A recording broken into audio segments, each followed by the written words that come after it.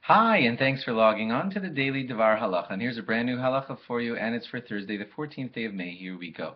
We're going to continue on with our halachas about not being allowed to kill on Shabbos, which also means that you're not allowed to draw blood on Shabbos. It's under the same prohibition.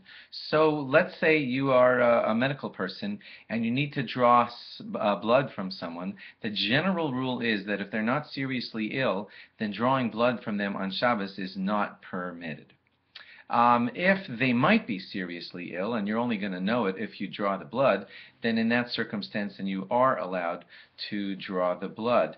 Obviously, if this leads to any kinds of questions in advance, you should check this out, especially if you know that you're in this kind of work. Check with the rabbi about all the parameters, about what you do with someone who's diabetic, and what you do with someone who's being tested for this, and what you're doing with, know all your parameters, because the general rule is we don't draw blood if it's not serious, and we do if it's serious or it might be serious. And by the way, sometimes you're going to draw blood and the test results are only going to be known after Shabbos, but that might still be allowed if the possibilities are serious and you need to get everything started now. So do not just rely on this. Speak to your rabbi if you're involved in this, and just know that the reason you're asking is because there's a general rule that we don't draw blood if we don't need to unless it's serious.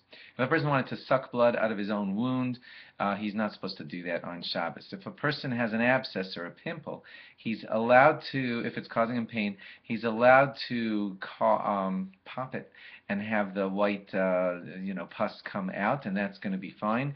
You should try not to get any blood to come out. Don't keep squeezing once you see that you're at the blood part, but just the pus itself is allowed, and if a little bit of blood comes out with it, that's going to be considered okay, and I'll tell you why.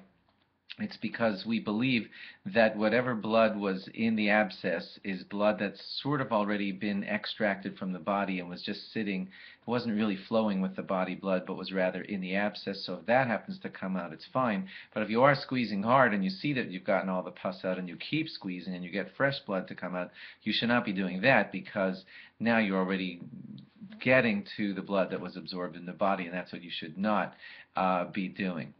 Also, if anyone has to set up an IV line in a patient, in their vein, or has to give an injection of some sort, often that involves perhaps getting a little bit of blood to flow out first to check on if everything's proper about the setup. That too, if you're involved in that, check with your rabbi about all the parameters about how and when, and if you could do that for any situation, only the dangerous situations, or if you could, that's something that has to be looked into. And for your specific situation, if you know that you have this, speak to your rabbi about doing it properly every time that you do it. Thanks for logging on, and log on again tomorrow for more. Bye-bye.